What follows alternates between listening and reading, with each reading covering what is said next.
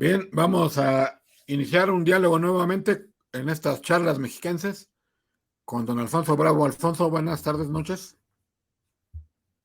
Lionel, buenas tardes, noches a todos los que nos escuchan Bien, también. gracias a todos los que nos siguen, nos ven. Vamos a conversar esta vez de algunos temas muy importantes e interesantes de lo que pasa en nuestro Estado de México y algunas cosas que tienen un filón nacional.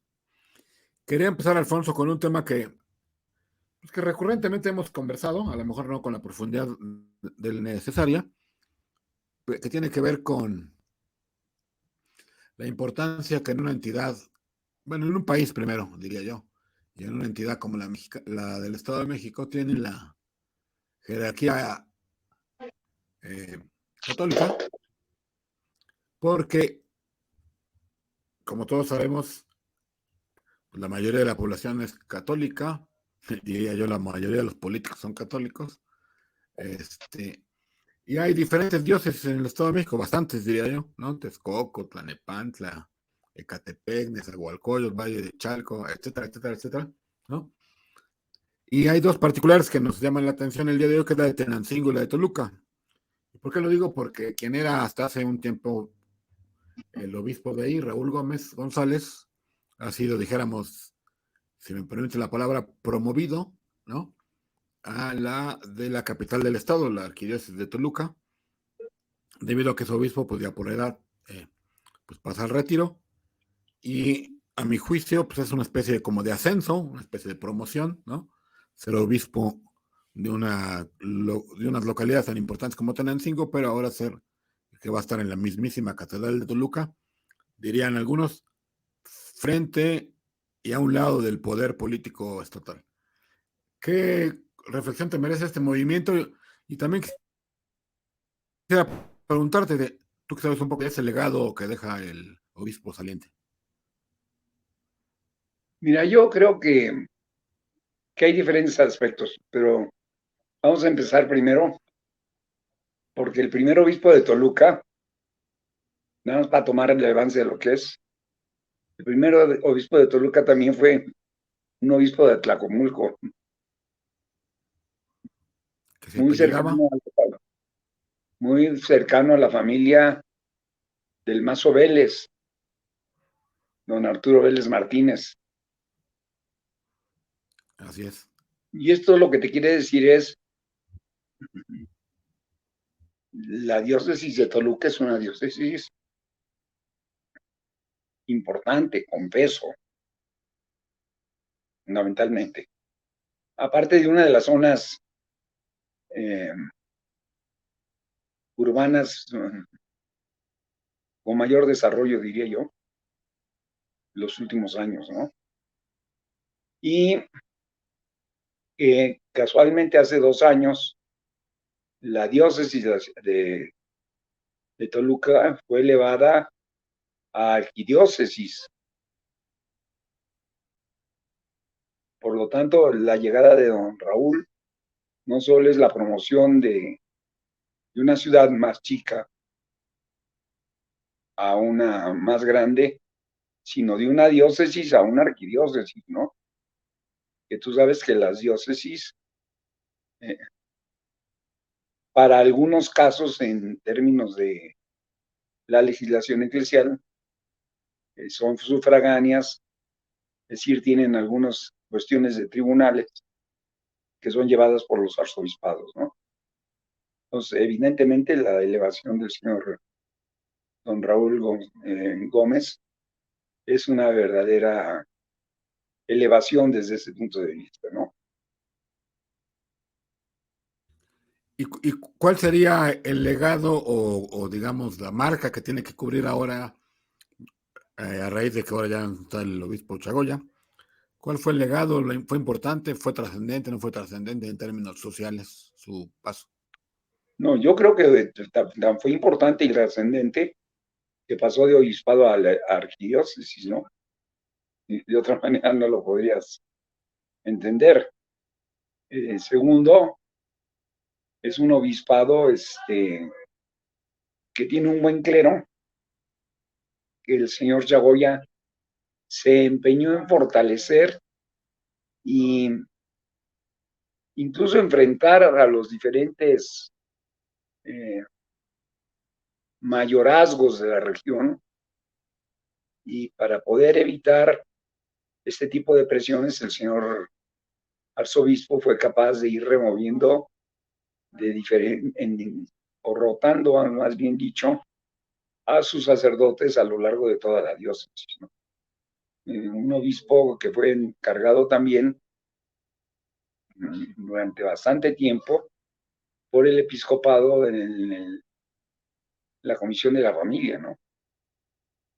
Ya, Chagoya es un obispo importante, ¿no?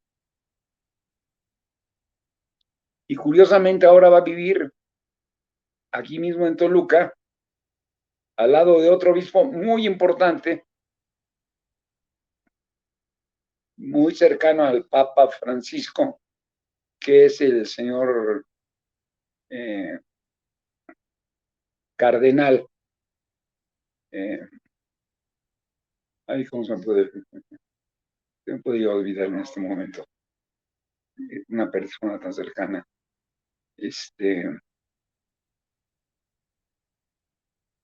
Felipe Arizmendi.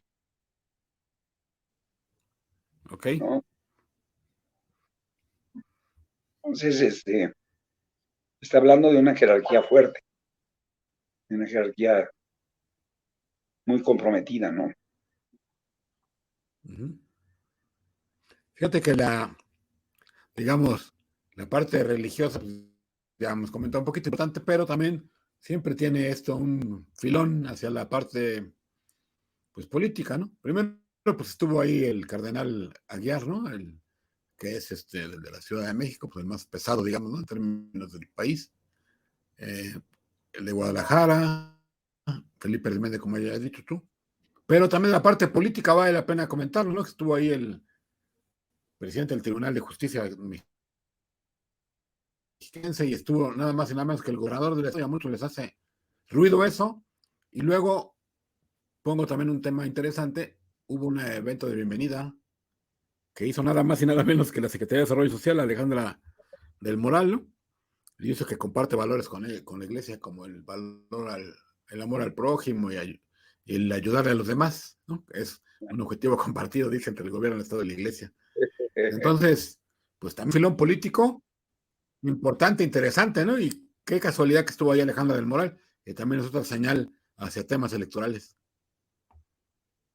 Claro, yo creo que fue una recepción en la que el poder político del Estado arropó al señor arzobispo Raúl Gómez González, con un hecho anecdótico alrededor que ya habíamos platicado, ¿no? Los grupos LGTB y todos que habían tenido una promesa de que les iban a legalizar sus propuestas, protestaron ese día por la suspensión precisamente del tema, y no fueron recibidos muy cordialmente. La fuerza pública se empleó a fondo para reprimir este tipo de acciones, lo cual quiere decir que ahí venían las cosas, ¿no? Que también el poder político del Estado le hizo un regalo al señor arzobispo. Sí, lo No sé cómo lo... cobijó. Sí, digo, No solo lo a mí también cobijó, se me hace,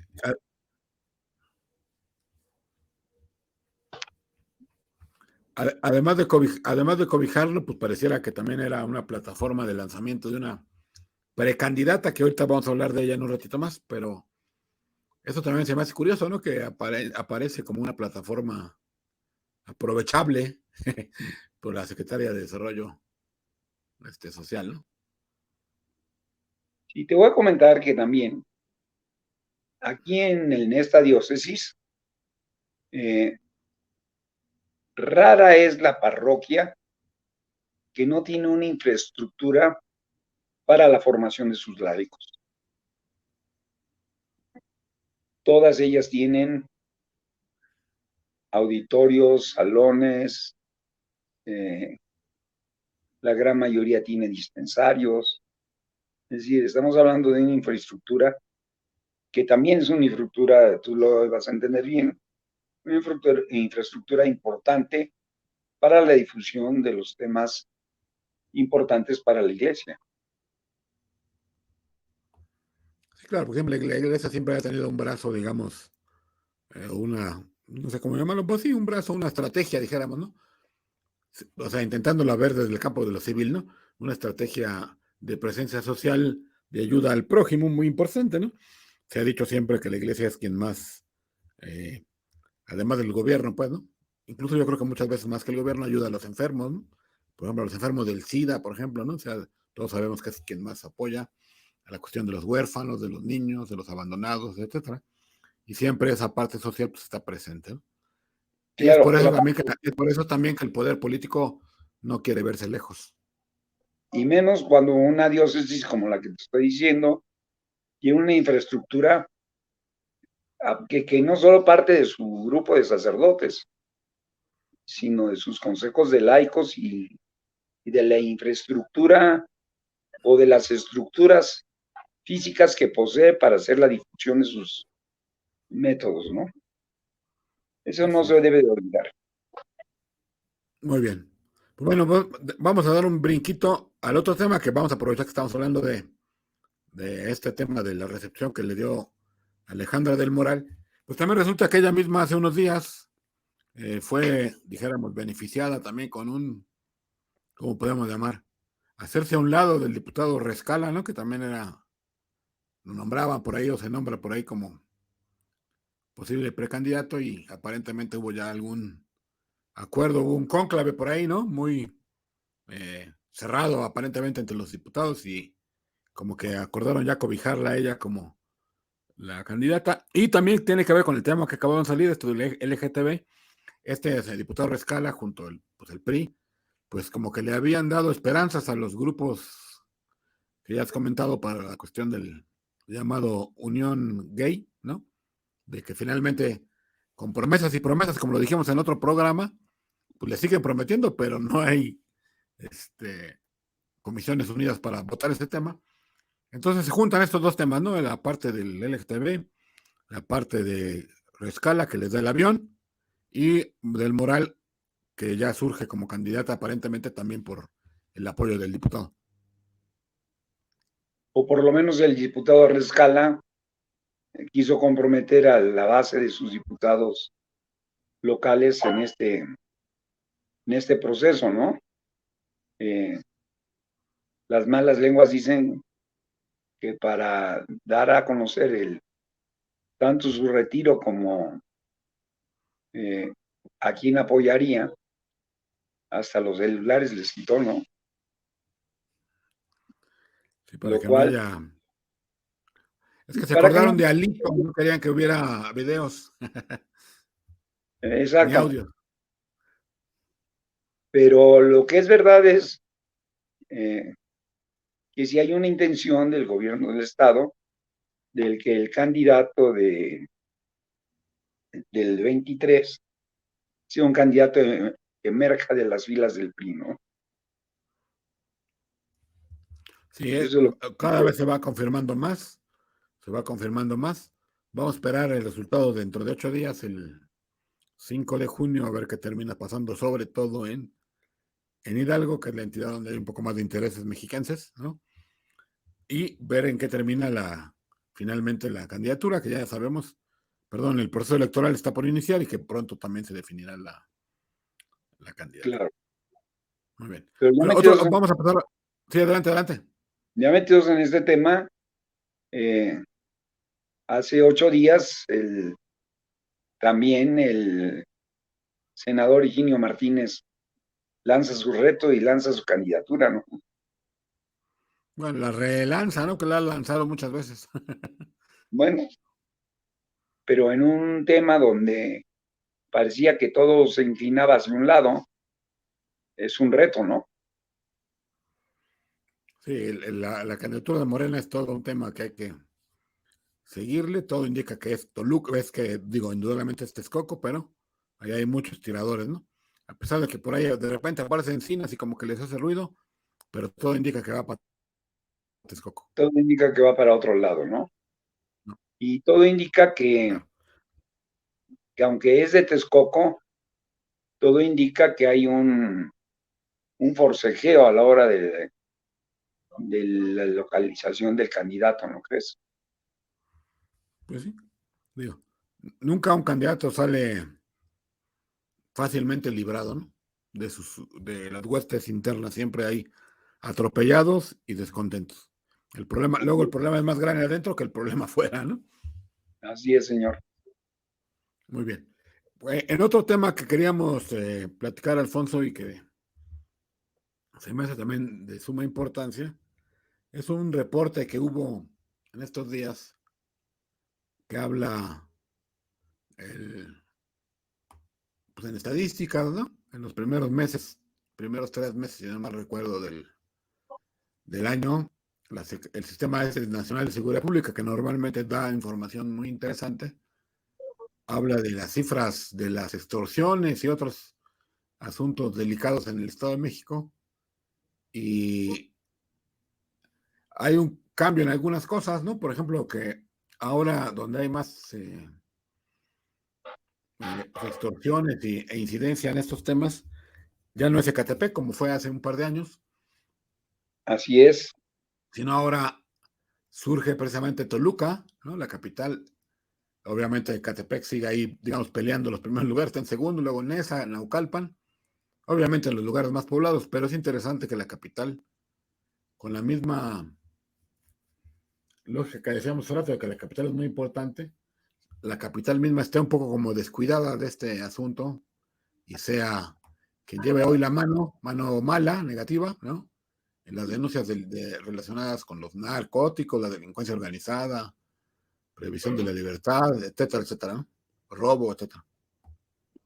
Y sobre todo cuando el dato te dice, es muy alarmante, que el 34% de las denuncias por extorsión salen de la capital del estado, ¿no? Sí, eso Creo que significa.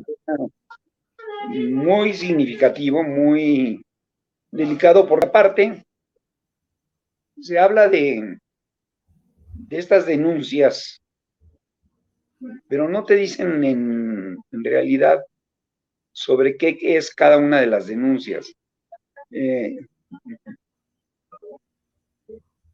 Tú presupones que son por extorsión, por robo, por amenazas, ¿no? Pero entre estas denuncias, el caso es muy interesante porque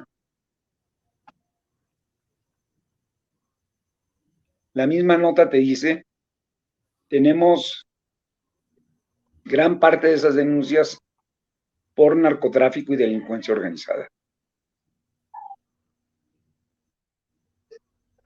Y que la ciudad de Toluca sea la más afectada en eso, prende, ¿no? Prende indudablemente una luz roja en el camino, ¿no crees? Y aquí el tema es que con el nuevo alcalde que está hoy en funciones desde hace, que son 5 meses, ¿no? Los primeros movimientos habían sido, pues, sobre este tema de la seguridad pública. De hecho, hablamos aquí en las charlas mexicanas sobre pues, la labor que estaban haciendo ahí la policía municipal y la cercanía que estaba queriendo tener con la población, etcétera. Y no estoy diciendo que él tenga la culpa, ¿no? O que la estrategia tenga la culpa a él. Pero sí lo que hace ver es que, a pesar de que haya ciertos éxitos aparentes, es un tema súper complejo que no se resuelve tan fácilmente y que incluso se traslada en la gravedad. Decíamos, Ecatepec era, como dijéramos, el campeón permanente de esta estadística, ¿no? Y hoy se traslada hacia la capital. ¿Qué pasa ahí? No es el municipio, el estado mismo tiene su sede, su poder ejecutivo en la capital, y con estos datos no es como para dar buen brinco de gusto. No, y yo iría a una observación. Es como si del estado de Michoacán perdón por la expresión, o del estado de Guerrero, empiecen a desbordarse las fronteras del estado y empieza a haber una mayor participación de la delincuencia organizada en el mismo estado y cada vez más cerca de la sede del poder del estado, ¿no? El Ejecutivo. Para mí eso es un seno preocupante realmente. Y el tema es que no se termina de procesar esta información, ¿no? Es decir, queda en el llamado círculo rojo, ¿no? En quien puede ver los números, quien tiene un tiempecito para asomarse ahí y ver la información, pero no se termina de comprender que es un tema que no solamente es estadística, ¿no? Sino que son, voy a inventar un número, cuando diga 400 casos de algo, no es nada más la cifra matemática de un Excel, ¿no? Sino son 400 familias que se vieron metidas en una bronca de un incidente Claro, delictivo, de un robo, de un secuestro, de un asesinato, bla, bla, bla, bla, extorsión. Y son familias. Cada número es una familia, cada número es un dolor. yo creo que también tienes mucha razón en esto. Cada número representa una familia, pero lo que yo te quisiera decir que eso es muy significativo es cómo el crimen organizado ha ido penetrando y avanzando hacia zonas que parecían antes inalcanzables, ¿no? Y Uh -huh. entonces estás hablando de las denuncias que hay, pero detrás de cada una de estas denuncias hay 5 o 6 que no llegaron. Claro. Sí, es decir, ¿No? por ponerlo nuevamente con el mismo ejemplo, por cada familia registrada con número, hay otras dos que no tienen el registro estadístico, ¿no? Así es. Y el otro tema, aquí quizás pueda haber una explicación por qué los movimientos en la Fiscalía del Estado de México, con tanto movimiento de personal y renovación del mismo personal, ¿no? Y es que caemos en la historia de lo que yo decía, se dice tanto, se habla tanto, pero en las actuaciones, híjole, es muy difícil ver resultados, ¿no? Es un tema de fondo y yo digo que es el tema principal de la ciudadanía. Puedes tener un Pero problema aparte es un tema de fondo, es un tema que quieras o no, le guste a la Secretaría de Desarrollo Social o no, va a impactar en el proceso electoral. no, eso es indudable porque el votante, el elector puede aguantarse el hambre una tarde si tú quieres, ¿no? O Claro, buscar trabajo y encontrar algo informal durante una semana y entre 3 semanas ya encontrar algo medianamente bueno. Pero cuando, aunque tengas trabajo, aunque tengas ciertos recursos, aunque tengas escuela, pero te enteras de que a tu mamá, a tu hermano, a tu tía, ¿no? Le robaron y que le lastimaron, pues por más que tengas, perdón que lo exprese así, la barriga llena, ya tu corazón no está contento, ¿no? Porque sabes que la tía, la familia fue lastimada. imagínate tú una familia que la mamá intentó poner una cocina económica, hombre, y le llegaron a pedir la cuota de protección y esa mamá salió huyendo. Y el problema no es que salga huyendo, sino que se corta la capacidad de trabajo de generar empleo también para otras familias y el alimento necesario, ¿no crees? Claro. Bueno, pues es un tema importante, interesante, que hay que seguirle la pista y que esperemos que la política pues también les siga la pista y los políticos que están. Para terminar ¿cómo se llama? Para terminar el comentario de esta charla mexiquense, hay por ahí unos movimientos interesantes en la zona del aeropuerto nuevo del AIFA, que no termina de despegar en términos de vuelos, eh, pero hay pobladores que se quejan de que no le cumple el gobierno municipal de obras y cierran ahí en Ixtlalpan las calles. ¿Cómo ves estos temas y cómo ves el aeropuerto nuevo? El problema del aeropuerto nuevo es eso, ¿no?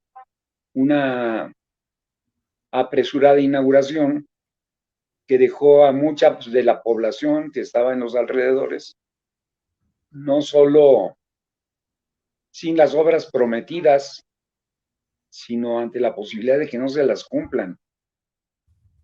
Porque aparte, la propia operatividad del aeropuerto no permite apoyar el desarrollo de la infraestructura necesaria. No sé si estás de acuerdo conmigo. Claro. Como una parte del tema, ¿no?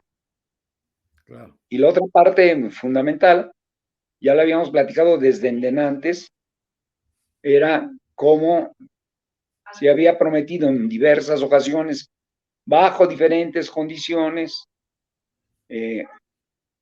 respaldar las tierras que se compraban o se adquirían, y muchas de ellas fueron ocupadas por el ejército y no fueron debidamente rescatadas, ¿no?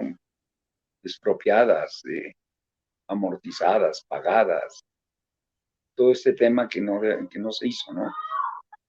Y esto es lo Aquí que ya está... para cerrar, yo diría, hay una ausencia en términos de oposición, ¿no? En estos temas, ¿no? Es decir, yo creo que este tema del aeropuerto daría mucho para que la oposición política a Morena atacara, atendiera y pues, estuviera pendiente de todo lo que sucede alrededor, porque finalmente fueron millones y millones de pesos. Ahorita no tengo en la cabeza lo que costó la remodelación del Felipe Ángeles, pero fue mucho dinero.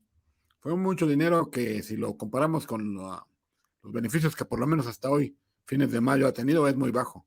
Y yo creo que pudiera estarse aprovechando con la gente que no está de acuerdo con el gobierno federal, pero veo yo una ausencia temática fundamental durante todo el proceso del aeropuerto y hoy después de que se inauguró. Hubo atención quizá del gobierno de la oposición federal o nacional al tema, pero la oposición local está en ceros. No es un tema de la oposición de los partidos locales. Y eso es lo grave. Los partidos locales, quién sabe en qué tema están, pero no están en los temas del Estado. Eso es lo más chistoso y paradójico. Muy Y bien. doloroso. Pues bueno, y doloroso. En fin, pues bueno, aquí le dejamos esta charla mexicana. Agradecemos a todos los que nos escuchan. Gracias, Alfonso. Gracias a todos. Buenas noches.